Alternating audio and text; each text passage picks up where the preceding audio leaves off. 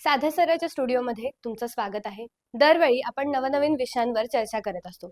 पण असे काही विषय असतात की जे लोकांपर्यंत अजून पोहोचलेले नसतात. अशाच एका विषयावर आज आपण चर्चा करणार आहोत, तो म्हणजे कंपॅशनेट फटीग. आता तुम्हाला हा प्रश्न पडला असेल की याचा नेमका अर्थ काय? आपण बऱ्याचदा असं म्हणतो की आपल्याला दुसऱ्याची काळजी घेताना एका वेळेनंतर आपलं मन थकून जातं. म्हणजे दुसऱ्याची काळजी घेताना स्वतःचं मन थकणं. यामुळे काही काळानंतर आपल्याला गिल्ट सुद्धा येतो. की आपण समोरच्याची काळजी घेताना कुठे कमी पडतोय का? आणि या प्रोसेसमध्येच आपण अति काळजी करायला सुरुवात करतो. याचा नेमका अर्थ काय किंवा याची काय कारणं असू शकतात, हे आज आपण आजच्या चर्चेतून जाणून घेणार आहोत. बरेच प्रोफेशन म्हणजे डॉक्टर असेल, नर्स असेल किंवा घरातले फॅमिली मेंबर्स म्हणजे आई, कारण ही सगळ्यात जास्त आपल्या मुलांची काळजी घेत असते आणि कुठेतरी काळजी घेता घेता ती स्वतःला इतकं झोकून देते की काही काळानंतर स्वतःची काळजी घेणं ती विसरून जाते. तर याचबद्दल आज आपण चर्चा करणार आहोत आणि याबद्दल गप्पा मारण्यासाठी आपल्यासोबत असणार आहेत आपल्या साधे सराच्या स्टुडिओमध्ये प्रॅक्टिसिंग सायकोलॉजिस्ट कपिल लळित. त्यांच्याकडून याचा नेमका अर्थ काय, याची काय कारणं असू शकतात, सोशल मीडिया, स्ट्रेसफुल लाईफ आणि डिप्रेशन या सगळ्याची माहिती आज आपण जाणून घेणार आहोत. चला सुरू करूया. कपिल सर, आता आपण बघतोय की न्यूक्लिअर फॅमिली सिस्टीम आपल्याला जास्त दिसून येते. आई वडील दोघंही नोकरी करत असल्यामुळे मुलांकडे फार लक्ष दिलं जात नाही किंवा त्यांना हवा तेवढा वेळ दिला जात नाही. आणि त्याचबरोबर आजी आजोबा असतील तर त्यांच्या वयामानानुसार त्यांच्यामध्ये होणारे आजारपण किंवा त्याचबरोबर चिडचिड असेल किंवा वडील बाहेर दिवसभर काम करत असतात तर तिथला स्ट्रेस असेल, फॅमिली स्ट्रेस असेल. आई दिवसभर बाहेर असते, स्वयंपाक, घर आणि तिची नोकरी हे सांभाळून तिला मुलांना वाढवायचं असतं. तर या सगळ्यामुळे घरामध्ये चिडचिड होत असती किंवा एकमेकांचा राग निघाला जातो. काळजी घेताना कुठेतरी त्यामागे जे होणारं त्यांचं ओव्हर स्ट्रेस असेल किंवा बर्डनिंग असेल, हे आपल्याला फार दिसून येते. तर मग याचं एखादं काय कारण असू शकतं? तशी आपण बघायला गेलं तर बरीच कारणं आहेत. पण त्यातलं एक मुख्य कारण काय सांगाल? आता तू जी वेगवेगळी मला घटना सांगितल्यास किंवा प्रसंग सांगितलेस, त्या प्रसंगांमध्ये असं आपण म्हणता येऊ शकते, की लोकं आता समजून घ्यायला वैतागलीत. हं, एकमेकांना समजून घ्यायला वैतागलीत. म्हणजे आई म्हणते, की "अरे, इतक्या वेळेला मी तुला अभ्यास करायला सांगितला. तू मला वेगवेगळी कारणं सांगितलीस आणि आता किती समजून घेऊ मी तुला? ऑफिसमध्ये मी कलीगना समजून घेते. घरात आल्यावर तुम्हाला समजून घेते. तर तुमचे आजी-आजोबा आता वयस्कर झालेत. त्यांचे काही पथ्यपाणी आहेत, ते पाळत नाहीत. त्यांना मी समजून घेते आणि असं मी सगळ्यांना समजून घेऊन आता वैतागले. आजी-आजोबा पण तसंच म्हणतात. वडील तसंच म्हणतात किंवा वडील जर डॉक्टरकीसारख्या प्रोफेशनमध्ये असतील, सामाजिक कार्यकर्ते असतील किंवा कुठल्या हॉस्पिटलमध्ये नर्स म्हणून काम करत असतील, तर त्यांनाही असं वाटतं, की मला समजून घ्यायचा आता कंटाळा आलाय. हं. आणि मग त्याच्यामुळं लोक जास्त वैफल्यग्रस्त दिसतात आणि त्यातून राग वाढलाय असं आपल्याला दिसतं आणि हे अनेक कारणांपैकी तू म्हणेस तसं एक कारण आहे आणि महत्वाचं कारण. बरं. लोकांना अलीकडं आपल्याला हा समजून घ्यायचा वैताग आलाय हे लक्षात येत नाही. हं. आणि त्यांना असं वाटत राहतं की आता आपण यांची काळजी करणं थांबवलं पाहिजे, बास झालं आता, असं. मग आपण सर्वजण म्हणतो की काळजी घेतली पाहिजे. पण मग ही दुसऱ्यांची घेतलेली काळजी, ही माणसाला कशा पद्धतीनं थकवू शकते? काय होतं काही वेळेला वर्षानुवर्ष एखादा रुग्ण आपल्या घरात असतो, आपण त्याची काळजी घेत असतो किंवा काही वेळेला स्पेशल मूल आपल्या घरात असतं, त्याची आपण काळजी घेत असतो. काही वेळेला त्या कुटुंबातली जी काही जबाबदारी असते ती अशा पद्धतीनं आपल्याकडे येते की आपल्याला ते कुटुंब पुढं घेऊन जाणं ही आपल्यावरची फार अतिरिक्त जबाबदारी होते आणि आपण काळजी घेत असतो. हं. आणि कुठंतरी इतकं सगळं बर्डन कॅरी केल्यानंतर मेंदू आपल्याला कधीतरी सांगतो, की बाबा जरा आता तू थांब, पॉज घे, कारण मला फार बर्डन झालं. आणि मग ती काळजी घेणं हे थोडंसं थकव्यामध्ये रूपांतरित होतं आणि मग लोक या थकव्याला बळी पडतात. याला मानसशास्त्रीय संकल्पनेमध्ये कंपॅशनेट फटीग असं म्हणतात. बरं. समजून घ्यायचा थकवा हं. असा त्याचा अर्थ आहे. मग ही संकल्पना नेमकी कशी आली, कुठून आली आणि मानसशास्त्रानं म्हणजे लोकांचं या गोष्टीसाठी का लक्ष वेधून घेतलं जास्त? कार्ल नावाच्या एका मानसतज्ञानं ही संकल्पना सांगितली आणि त्याच्या असं लक्षात आलं की लोक काही जबाबदाऱ्या त्यांच्यावरती असतात त्यावेळेला काही कालावधीनंतर वैतागतात हम्म.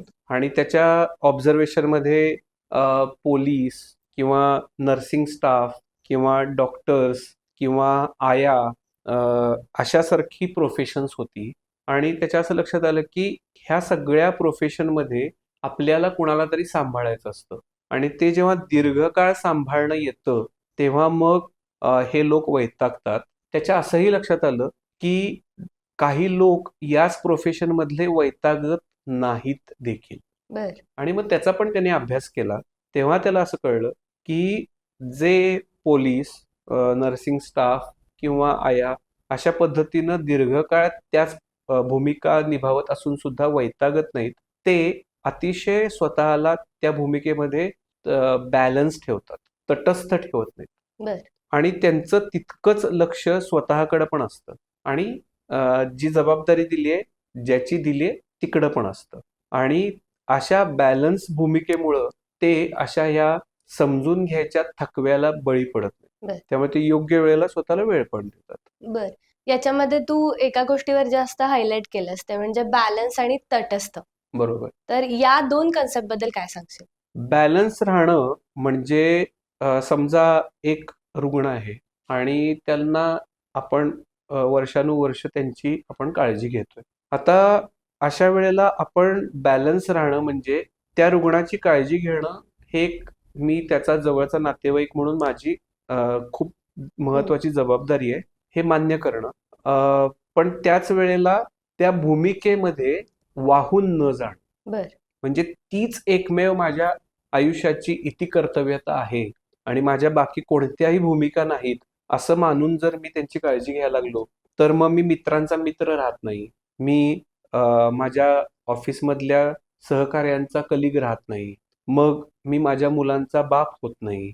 माझ्यासाठी त्या व्यक्तीचा केअरटेकर एवढीच जबाबदारी राहते. बऱ्याचदा मीच माझा कोणीही राहत नाही आणि अशा वेळेला मात्र मग लोक त्या भूमिकेमध्ये वाहून जातात, म्हणजे ओले चिंब होतात. काही लोक हे मात्र अतिशय तटस्थ भूमिका घेतात. म्हणजे औषधं आणून द्यायचीत ना, औषधं आणून दिली. औषधं हातात द्यायचीत ना, औषधं दिलीत.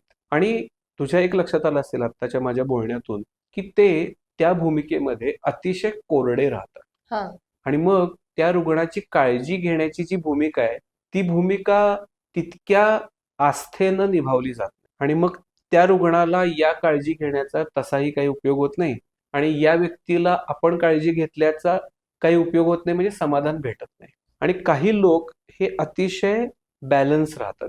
मगाशी म्हटलं तर ते त्या रुग्णाची काळजी घेतात.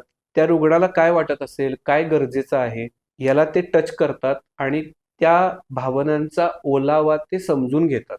पण त्या रुग्णाच्या भावनांमध्ये उडी मारत नाहीत आणि ओले चिंब होत नाहीत. नुसता तो ओलावा फील करून घेतात आणि ही आपली अनेक भूमिकांमधली एक भूमिका आहे असं मानतात आणि ती भूमिका निभावतात. पण जेव्हा त्याच व्यक्तीला संध्याकाळी मित्रांचा फोन येतो आणि ते त्याला शेजारीच चहाच्या टपरीवरती चहा पाणी करायला बोलवतात, त्यावेळेला ते 15-20 मिनिटासाठी जाऊन येतात.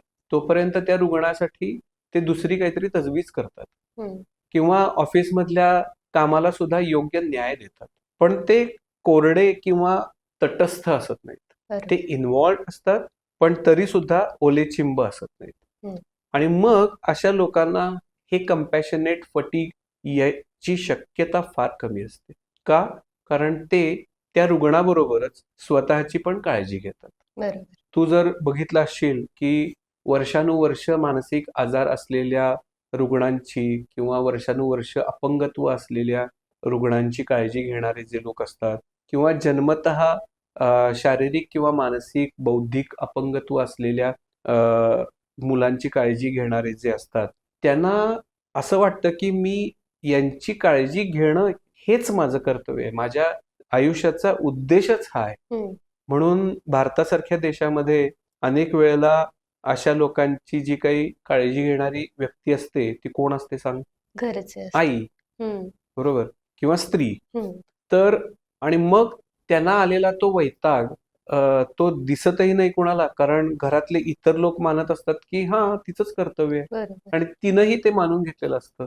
आणि मला अशा पद्धतीनं वैताग येणं, थकवा येणं हेच मुळात चुकीचं आहे असं मानून नुसता थकवा येत नाही त्यांना, त्यांना गिल्ट पण येतं. हम्म. आणि मग ते लोक, मला असं कसं काय वाटतं की आता मला कंटाळा आलाय, म्हणजे मी कुठेतरी कमी पडतीये, कुठेतरी माझं चुकतंय, किंवा माझ्या मनात असे चुकीचे विचार येत आहेत, म्हणजे मी चुकीची आहे, असंही मानायला हळूहळू लोक सुरुवात करतात. अनेकदा आपण लोकांकडून असं ऐकलंय की आता हे ऐकवत नाही किंवा हे बघवत नाही किंवा एखाद्या गोष्टीबद्दल काहीच वाटत नाही, तर हम्म, हम्म. मग ही कंपॅशनेट फटीगची सुरुवात असू शकते का? हो, अगदी खरं आहे. हे कंपॅशनेट फटीगचं एक लक्षण आहे, समजून घ्यायच्या थकव्याचं. म्हणजे हा डायलॉग प्रत्येकाच्या घरामध्ये आपण ऐकलाय की आता मला कुठलीही तक्रार कुणाकडनं ऐकायची नाही, आता मला कुणाचं काही ऐकायचं नाही, मला शांतपणे फक्त टीव्ही बघू दे. तर फक्त कामाचाच ताण असतो असं नाही, काही वेळेला हा कुणाला तरी समजून घ्यायचा थकवा पण असतो. बर. आणि अशा वेळेला त्या व्यक्तीला त्याची जागा, त्याची स्पेस आपण देणं गरजेची पण गोष्ट आहे. हम्म. त्यामुळे तू म्हणतीस तसं ही कंपॅशनेट फटीगची सुरुवात असू शकते, कंपॅशनेट फटीग मधनं आलेले हे डायलॉग्स असू शकतात. बरोबर. सोशल मीडियावर आता आपण बघतोय की बरेच लोक वेगवेगळ्या पद्धतीचे चॅरिटी प्रोग्राम्स किंवा चॅरिटी इव्हेंट्सचे रील्स टाकत असतात. हम्म, मग त्याच्यामध्ये एखाद्या मुलाचा फोटो टाकतात जो असा अगदी उपाशी दिसतोय किंवा खूप दिवसांपासून काही खाल्लेलं नाही, कुपोषित बालक असं आपल्याला दिसून येतं. मग बरेच जण पुढे होऊन त्याची मदतही करतात आणि बरोबर. आपल्या पद्धतीने जेवढं होईल तेवढं त्याला फंड ट्रान्सफरिंग असेल किंवा जशी होईल तशी मदत करत असतात. बरोबर. पण जेव्हा त्याची संख्या वाढते किंवा कंटिन्यू आपण त्याच गोष्टी जर बघायला लागलो, हम्म, तर कुठेतरी ती मदत करण्याची आस्था असेल ती कमी व्हायला कमी लागते. होते. बरोबर. आणि मग तेवढा इंटरेस्ट डेव्हलप होत नाही की बाबा आता परत आपण मदत केली पाहिजे किंवा त्या उपाशी मुलाकडे बघून सुद्धा काही वाटत नाही. हम्म, तर याबद्दल काय सांगाल तुम्ही? बरोबर. म्हणजे एक मुलगा असेल किंवा एखादी तशी केस असेल, तर आपलं मन पटकन त्याच्याबद्दल एक करुणा म्हणतो हम्म. ना, ती भावना दाखवतं, कंपॅशन. पण अशी अनेक मुलं त्या एकाच व्हिडिओत असतील हम्म. आणि त्या संस्थेसाठी जर कोणी मदत मागत असेल किंवा त्या मुलांच्या समूहासाठी, तर आपलं मन एकदम मागं येतं. हम्म. आणि हे तुझं ऑब्झर्वेशन एकदम बरोबर आहे. त्याचं कारणही तेच आहे की आपलं मन इतक्या सगळ्यांसाठी हम्म. एकदम अस्थेवाईक व्हायला तयार नसतं, बरोबर. असं मानसशास्त्र सांगतं. पण तीच गोष्ट जर एखाद दुसऱ्यासाठी असेल, तर मात्र आपल्याला वाटतं की अरे रे, मदत करायला हवी, आणि काय बरं करू शकतो आपण, का ह्याचा कुठनं पत्ता शोधू शकतो, हम्म. काय करायला हवं असं वाटू शकतं. पण तेच समूह दिसला की आपलं मन थोडंसं मागे येतं. हे निरीक्षण बरोबर आहे, आणि त्याच्या मागचं कारण सुद्धा हेच आहे, कंपॅशनेट फटीग. बरोबर. पुन्हा एकदा मी त्या सोशल मीडियाच्या मुद्द्यावरच येते. कारण आता आपण बघायला गेलं तर आपण रोजच्या दिवसातला नाही म्हटलं तरी 4 ते 5 तास हा सोशल मीडियावरच घालवत असतो आणि बऱ्याच ओके. जणांचे स्क्रीन टाइम हे आहे अशा हो, पद्धतीनंच. तरुण मुलांचे जास्त. बरोबर. तर मग यामध्ये काय असतं, की आपण बघत असतो, की प्रत्येक जण आपापल्या पद्धतीचा स्ट्रगल किंवा आपल्या आयुष्यात जे काही दुःख आहे, हे त्या सोशल मीडियावर अपलोड करत असतो हो, आणि प्रत्येक जण ते स्क्रोल करत असतो, बघत असतो आणि मग कुठेतरी आपलं सुद्धा दुःख त्याच्यापेक्षा जे आधी मोठं वाटत असतं, तर त्यांच्याकडे बघून कधी-कधी हे कमी होतं, कधी-कधी हे वाढताना पण दिसून येतं. आणि मग त्या सगळ्यांचं दुःख बघत-बघत हळू-हळू नंतर त्या दुःखाची पण सवय होऊन जाते आणि नंतर मग आपण पुन्हा एकदा त्या स्क्रोलिंग मोडलाच येतो आणि मग आपण पूर्ण स्क्रोलच करत राहतो. तिथून पुढे कुठलीही भावना आपल्या मनात निर्माण होत नाही. बरोबर. तर मग याचा आणि कंपॅशनेट फटीगचा कसा संबंध आहे किंवा कशा पद्धतीनं? सातत्यानं त्या दुःखद घटना वाचून, ऐकून, बघून आपण संवेदनहीन होत नाही. सातत्यानं त्याच घटना ऐकून, बघून, वाचून आपण संवेदनहीन होत नाही. पण आपलं मन असं म्हणतं की आता बाबा रे बास, की किती लोकांना तू अशा बघणार आणि किती लोकांना तू समजून घेणार. आणि मग अशा वेळेला मेंदू ना एका ब्लँक मोडमध्ये जातो आणि मग समोर आपण बघत असतो, पण ते काय फार आत घेत नसतो. मग ते नुसतं स्क्रोलिंग असतं किंवा पेपर चाळताना नुसतं ते चाळणं असतं, फार काही आत घेणं नसतं. हम्म. मग आणि हे कशामुळे होतं, तर कंपॅशनेट फटीगमुळेच होतं. म्हणजे आपण म्हणतो ना की रोडवरती ऍक्सिडेंट होतात, पण बऱ्याच वेळेला लोक थांबत नाहीत. बरोबर. तर त्याचं एक कारण हे कंपॅशनेट फटीग पण आहे. हे हम्म. लोकांना जबाबदाऱ्या नको असतात, सोशल प्रेशर असतं, सिस्टीमचं प्रेशर असतं, वगैरे वगैरे वगैरे. पण कंपॅशनेट फटीग पण आहे की अरे इतके ऍक्सिडेंट होतात, इतके लोक पडतात, हम्म. प्रत्येक वेळेला आपण कसं थांबणार, असं काहीतरी ते मेंदू सांगत असतो. ते सांगत असतो हे पण आपल्याला कळत नाही. हम्म. आपण गाडी घेऊन पुढे गेलेलो असतो. बरोबर. असं. बऱ्याचदा दुसऱ्याची काळजी घेणं ही आपली जबाबदारी आहे म्हणून एखादा माणूस स्वतःला असं सांगत असतो आणि त्यामध्ये एखाद्या वेळेस त्याला असं जर वाटलं की मला स्वतःला वेळ द्यायचा आहे किंवा माझं एखादं महत्वाचं काम आहे आणि मला ते करायचं आहे, तर मग मी समोरच्याची काळजी घेताना त्याला असं सोडून जाणं हे कितपत महत्वाचं आहे किंवा मी इथं कुठेतरी स्वार्थी वागतोय का, तर असं बऱ्याचदा वाटतं. तर मग याला कंपॅशनेट फटीग कसं सांगू शकाल यामध्ये? सगळ्यात महत्वाची गोष्ट म्हणजे आपण एखाद्याची काळजी घेतोय याचा अर्थ आपण स्वतःची काळजी घ्यायची नाहीये असं कुठंच नाहीये. तर इथं बऱ्याचदा असा आपण गैरसमज करून घेतो की घरात एखादा रुग्ण आहे किंवा कोणाची तरी काळजी घ्यायची आहे आपल्याला किंवा एखादी जबाबदारी निभावायची आहे, तर ती 100% आपल्याला निभावायची आहे याचा अर्थ आपण माझ्या स्वतःकडच्या गरजांकडे अजिबातच बघणार नाही. आणि मगाशीच आपण बोललो त्या पद्धतीनं असं जर मी बघत असेन तर मग मला गिल्ट यायला लागतो. म्हणजे अमेरिकेमध्ये एक संशोधन झालं. त्या संशोधनात असं सांगितलं की आई या भूमिकेमध्ये असणाऱ्यांना सगळ्यात जास्त कोणती भावना सतावत असेल तर ती असते गिल्ट. मग तो आईपणाचा गिल्ट येतो कुठनं? तर मी माझ्या मुलाकडे लक्ष न देता काही काळ मी नोकरीला गेले याचा अर्थ मी त्याच्याकडे दुर्लक्ष करते. मग आल्यानंतर त्या गिल्टला कॉम्पेन्सेट करण्यासाठी म्हणून मोबाईल द्यायचा, पैसे द्यायचे किंवा गाडी द्यायची. मग गाडी चालवायची परवाना नसताना सुद्धा मुलं गाडी चालवतात. बरोबर.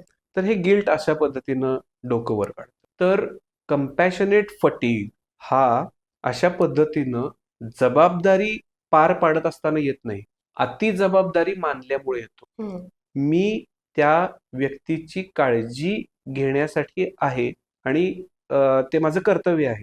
याचा अर्थ मी माझी काळजी घ्यायची नाही असं नाहीये.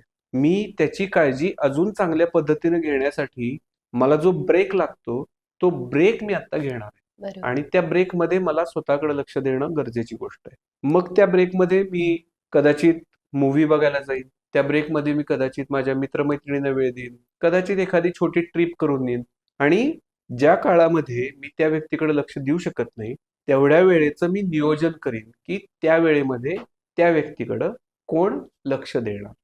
त्यामुळे इथं गिल्ट यायचा काही प्रश्न नाही. बरोबर.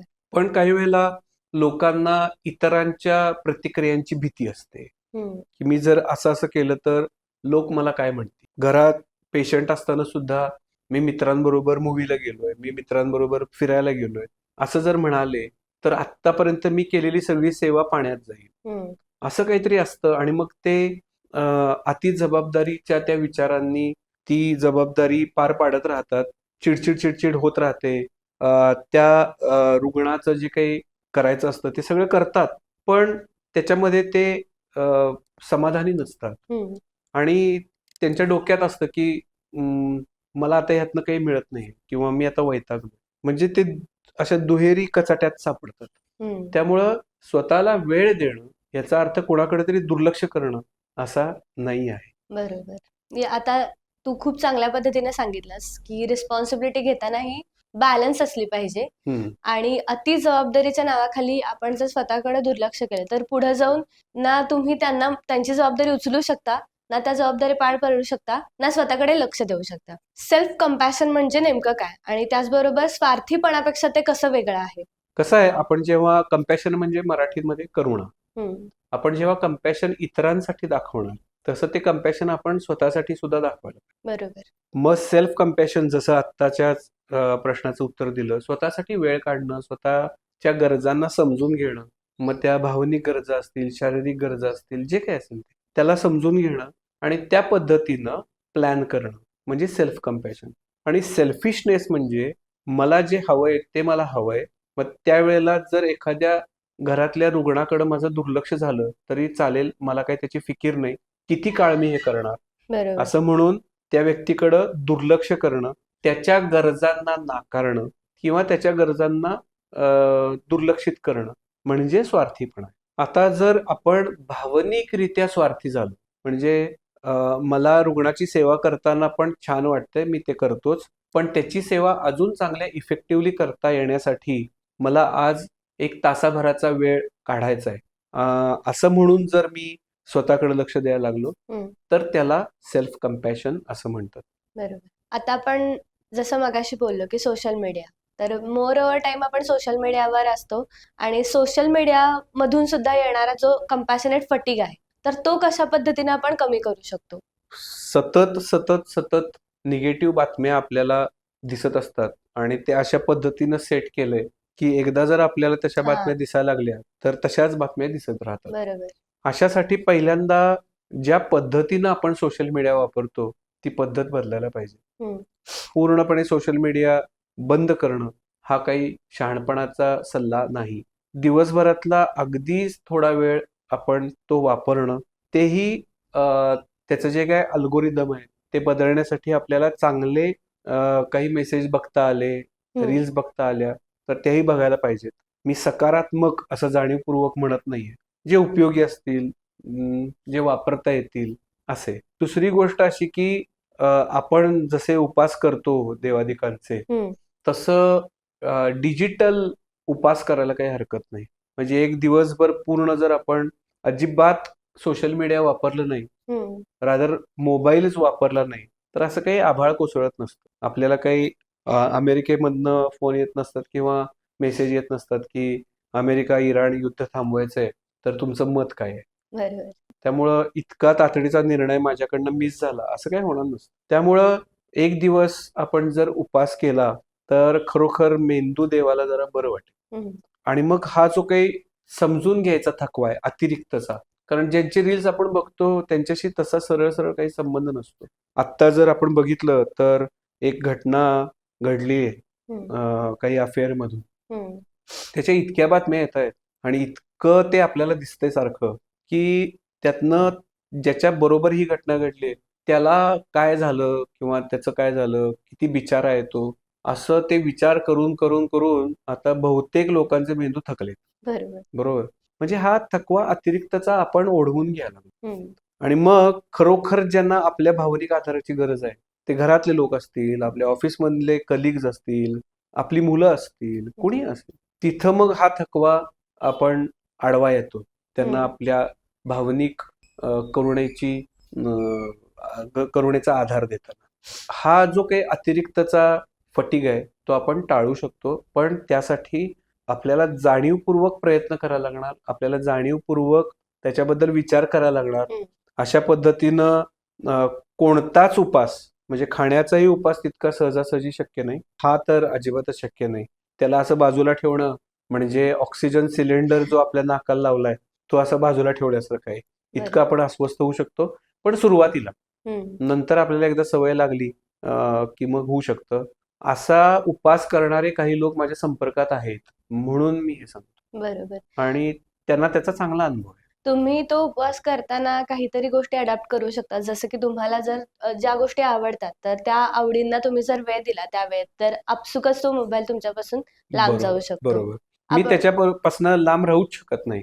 असा जो आपला विचार आहे, तो विचार आपल्याला तो सारखा मोबाईल हातात घ्यायला लागतो. बरोबर. असं झालं. आता आपण बघतो की आपल्या संस्कृतीमध्ये त्याग आणि सेवा याला फार महत्त्व दिलं जात आहे. हो. आणि आपण अजूनही पुढच्या पिढीला म्हणजे प्रत्येक आई वडील आपल्या पुढच्या पिढीला हेच सांगत असतात की ही सेवा केली पाहिजे किंवा काही गोष्टी त्यागल्या पाहिजेत. तर मग यामध्ये त्याग आणि आत्मत्याग यामध्ये नेमका फरक काय आहे? त्याग हा आपण सगळेच कळत नकळत करत असतो. त्याग करणं म्हणजे काही व्यक्तींसाठी किंवा देशासाठी आपल्या काही गोष्टी बाजूला ठेवून त्या व्यक्तीला, त्या प्रदेशाला किंवा देशाला स्वतःचा वेळ देणं किंवा काही गोष्टी देणं. हम्म. आणि आत्मत्याग म्हणजे स्वतःचं सगळंच बाजूला ठेवून पूर्णपणे त्याला वाहून घेणं. हम्म. आता या आत्मत्याग या लेवलला जाणं ही तशी अवघड गोष्ट आहे आणि गरजेची नाही. हम्म. त्याच्यामध्ये आपलं आत्मपण सगळंच त्यागलं जातं. त्यागी वृत्तीची माणसं आता सध्या समाजाला, कुटुंबाला, देशाला हवी आहेत. आत्मत्यागाची नाही. हम्म. पण लोक ह्याच्यात फरक करू शकत नाहीत. त्यांना त्याग हाच आत्मत्याग वाटायला लागतो आणि मग ते सगळंच सोडून देतात. प्रत्येक गोष्ट करताना बॅलन्स करणं हे फार गरजेचं आहे आणि या तुझ्या उत्तरातून किंवा या सांगण्यातून या गोष्टी समजलेल्या असतीलच. आपण आता शेवटच्या टप्प्यात येऊया पॉडकास्टच्या. हा पॉडकास्ट ऐकणाऱ्या प्रत्येक श्रोत्याने स्वतःला एखादा प्रश्न जर विचारायचा झाला तर तो कोणता प्रश्न असेल? हा पॉडकास्ट ऐकणाऱ्या प्रत्येकाने स्वतःला रोज एक प्रश्न विचारावा दिवस सुरू होताना, की आज मी माझ्यासाठी किमान किमान किती वेळ काढू शकतो आणि त्याच्यामध्ये एक हेल्दी कोणती गोष्ट करू शकतो. हम्म. म्हणजे मला असं वाटतं की मी झाडं लावलेल्या कुंड्या आहेत तर त्या एकदा बघाव्यात. हम्म. तर त्यासाठी मी वेळ देऊ शकतो का? किंवा मला असं वाटतं की मी आपल्या भागामध्ये एक बाग आहे, त्या बागेत बाकडा आहे, त्या बाकड्यावरती आज किमान 20 मिनिटं जाऊन बसावं. हम्म. तर तेवढा वेळ मी आज काढू शकतो का? रोज एवढा वेळ काढू शकूच असं नाही, पण मी माझ्यासाठी आणि तेही कोणत्या चांगल्या गोष्टी करण्यासाठी मी वेळ काढू शकतो. मी माझ्या स्वतःच्या आरोग्याकडं, मग ते मानसिक असेल, शारीरिक असेल, आध्यात्मिक असेल, हम्म. ह्याच्याकडं लक्ष देण्यासाठी आज मी काय करू शकतो? मी माझ्यासाठी काय करू शकतो? हा प्रश्न आपण स्वतःला विचारायला हवा. बरोबर. तर आपण या पद्धतीच्या थकव्यातनं बाजूला येऊ. अन्यतः आपण कितीही म्हटलं, की आपण स्वार्थी होत चाललोय, खरं तर तसं नाही आहे. आपण फार दुसऱ्याबद्दल विचार करतो, इतका की आपण स्वतःबद्दल विचार करायचं विसरून जातोय. हम्म. तर त्यामुळं दुसऱ्याबद्दल विचार करण्याचा फायदा होत नाहीये. बरोबर. इतक्या थकल्यावर आपण दुसऱ्यासाठी काही नाही करू शकत. त्यामुळं लोकांनी, तू, मी, आपण रोज स्वतःला प्रश्न विचारला पाहिजे, की आज किमान थोडा वेळ माझ्या स्वतःच्या काही आवडीच्या गोष्टी करायला मी स्वतःला देतोय का? आणि तो मी वेळ कसा काढू शकतो? कंपॅशनेट फटीग हा जो मुद्दा आहे किंवा ज्याबद्दल आपण आज पूर्ण गप्पा मारलेल्या आहेत, हा फारसा लोकांना माहिती नाहीये. आणि आता थोडं थोडं सायकोलॉजिस्ट जे आहेत तर त्या गोष्टींवर काम करतायत चर्चा. आणि चर्चा करतायत आणि त्या पद्धतीने ते लोकांपर्यंत पोहोचवलं जातंय. कुठलीही मानसशास्त्राशी रिलेटेड कुठली लक्षणं असू देत, ही सगळी कधीच म्हणजे लोक दुसऱ्यांना सांगत नाहीत आणि ती लपवून ठेवतात. आणि ह्या लपवून ठेवल्यामुळेच कुठेतरी पुढे जाऊन त्यांनाच ते प्रॉब्लेमॅटिक होतं. आणि आज खरं तर गरज आहे की सगळ्यांनी त्या गोष्टीवर चर्चा केली पाहिजे. घरात थोडासा वेळ दिला पाहिजे, फॅमिली टाइम दिला पाहिजे. आणि जसं तू सांगितलंस की आज मी स्वतःला किती वेळ देऊ शकतो किंवा मी माझ्या स्वतःच्या आवडत्या गोष्टींना किती वेळ देऊ शकतो, हा किती वेळ फार महत्वाचा आहे. आणि आज आपण ज्या मुद्द्यावर चर्चा केली आहे हा खरंच वेगळा मुद्दा आहे. आणि यामुळे या पॉडकास्टमुळे बऱ्याच लोकांना बऱ्याच गोष्टी क्लॅरिफाय झाल्या असतील. म्हणजे रिस्पॉन्सिबिलिटी घेणं ही खूप महत्वाची गोष्ट आहे, पण ती बॅलन्स्ड असली पाहिजे ही सुद्धा तितकीच महत्वाची गोष्ट आहे. आज तू इथे आलास आणि छान विषयावर आज आपण गप्पा मारलेल्या आहेत, चर्चा झालेली आहे आणि एवढं छान नॉलेज तू सगळ्यांपर्यंत पोहोचवलं आहेस त्याबद्दल खूप खूप धन्यवाद. थँक्यू. धन्यवाद. आजच्या या पॉडकास्टमधून तुमच्या लक्षात आलं असेल की दुसऱ्याची काळजी घेणं हे जितकं महत्वाचं आहे तितकंच महत्वाचं स्वतःला वेळ देणं हे सुद्धा आहे. आणि कधी कधी एखाद्याला दुसऱ्याची काळजी घेताना आपण जर त्याच्यामध्ये जास्त झोकून दिलं किंवा अति काळजी घेतली तर त्याचा थकवा जाणवू शकतो आणि त्यामुळे आपण कुठंतरी पुढे जाऊन स्वतःला गिल्टी समजू शकतो. आणि एखाद्या वेळेस जर आपण त्यांना नाही बोललो एखाद्या गोष्टीसाठी तर त्याला आपण स्वतः स्वार्थी होतोय का असं सुद्धा समजायला लागतो माणूस. तर या पॉडकास्टमधून तुम्हाला कंपॅशनेट फटीग म्हणजे नेमकं काय आणि हे कोणकोणत्या प्रोफेशनमध्ये जास्त आपल्याला दिसून येतंय हे तुम्हाला समजलं असेल.